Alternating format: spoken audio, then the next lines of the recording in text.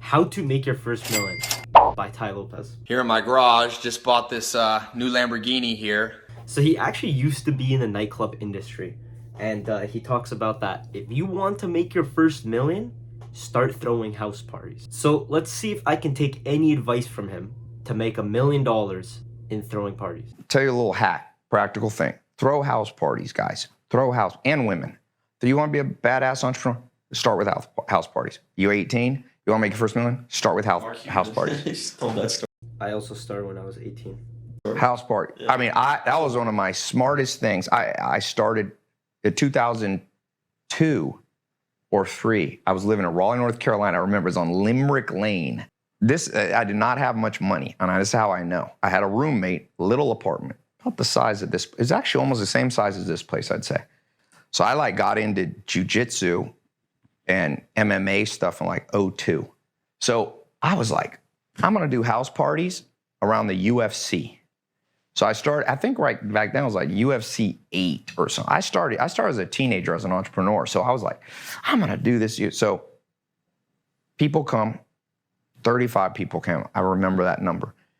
And I had a teeny TV and people couldn't see. They're like, what kind of fucked up UFC party is it? Because there was like tall guys and nobody in the back could see. So I did the one the next month. I was like, I'm gonna get a big TV from a rent-a-center. I didn't have enough money to buy like a flat screen. So it was $300 to rent for the weekend. I remember being like, what a ripoff. $300, I could buy a new one for like $1,000. So I didn't have $300, just enough to front the money. So I go, let's ask for $20 donation. Everyone comes in for the pizza. And I remember we made like $50 profit. And that was the beginning. That's actually how I built my nightclub business. I built this group, but eventually 150 people were coming to my apartment for UFC things. Right. Yeah, 150. And then they complained. People were like below me, like, what the fuck's upstairs? Because I was on the second floor. So that's how I started the nightclub business. But what I was gonna say. That's the problem with house parties, why I don't host house parties. Well, first of all, I need a massive house. Second of all, bro, it gets shut down, shit breaks, like, people can easily just complain, right? It's not really worth it, you know? But when you rent a venue, yeah, you guess you need some capital, but you can get investors, you can get people that give you money for your parties, right? There's actually people that give money even if it's your first party.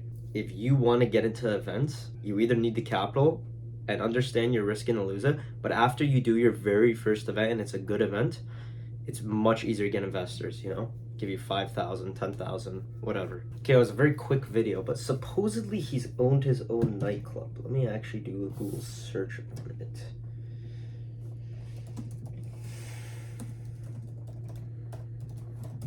Okay, so supposedly he did actually run his own nightclub.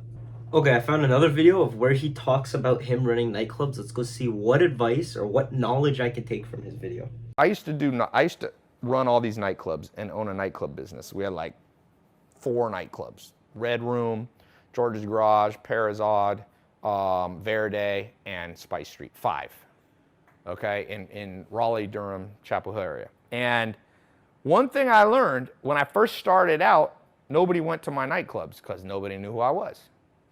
So my first one I did, there was like 10 people there. It was kind of a dud. And it was like a big club. It looks bad when just like, but my mentor back then. Yeah, it does look very bad. If you have a nightclub or a room, let's say it holds 500 people at your venue, and you only have like, say 100 people, it's gonna look dead, right? I actually walked into an opportunity once where someone said they'd upgrade my yacht party. One of my yacht parties I was selling $100 tickets for. It's a 500-person yacht, okay, one of the owners, because something happened, whatever. Our event collabed with another event. There was just a whole issue in his fucking books, okay? We already sold, like, we're at like 90 tickets sold out of 100 because the first yacht held 100 people, and it was $100 tickets that 90 people already paid for. So I'm like, bro, we can't upgrade to a 500-person, oh, also 4 days away from the event. We can't upgrade to a 500-person fucking yacht. And it's like, don't worry, it's a nice yacht, it'll look better for your party. I was like, no, man, it's gonna be 100 people, there's gonna be so much gaps, it's gonna look like a dead party, it's gonna be a shit party, no one will ever go and ever buy a $100 ticket again. We cannot change it, it's gotta stay the same, whatever. So we just ended up like moving the time a bit and then moved the other guy's time back, and it ended up working for both of us. Then this guy named Giorgio Bataxias, who was a millionaire guy who owned these restaurants, he came up to me and said, let me tell you the good news. The party, your club sucked tonight, but nobody was here to see that it sucked. Only 14 people saw it. The worst thing that can happen to you in a nightclub business, and this happened to my friend Greg, he had 2,000 people at his club, and somebody got killed. That's bad, because My first party, 300 people, free event, shut down by police. then 2,000 people go, that club is freaking crazy. So for all of you that go, what if I post the video and I'm not that good? Well, then I go, nobody's going to watch it. And what happens if it's good? A lot of people watch it. Now, I guess if you really messed up or something like that and it went viral to make fun of you, that doesn't happen. Let me tell you this. If you get a viral video, even if it's making fun of you, it's good. What do they say? All press is good press. I don't know if that's 100%. Bang! Bro. Exactly what fucking happened to me, bro. Exactly what fucking happened to me. I don't even have videos, bro. If anyone ever went to my first event and all the fucking cops and bylaw and undercover police were all walking through, bro, get me fucking videos, bro, because I don't have any. If you were like exposed for being a serial killer, that's not good press. Most press is good press. Okay? Even if it's making fun of you. I've had people make fun of me. All right, that is the end of the video of Tai Lopez talking about how to make your first million, what industry to get in, as well as, I guess, some of his advice from, there wasn't really too much advice. I've given more valuable information on my videos than he has.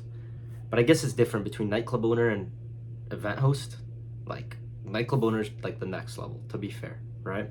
But yeah, fucking made some points, and bro, all publicity is good publicity. But as always, don't overthink, you're beautiful. You got this, man.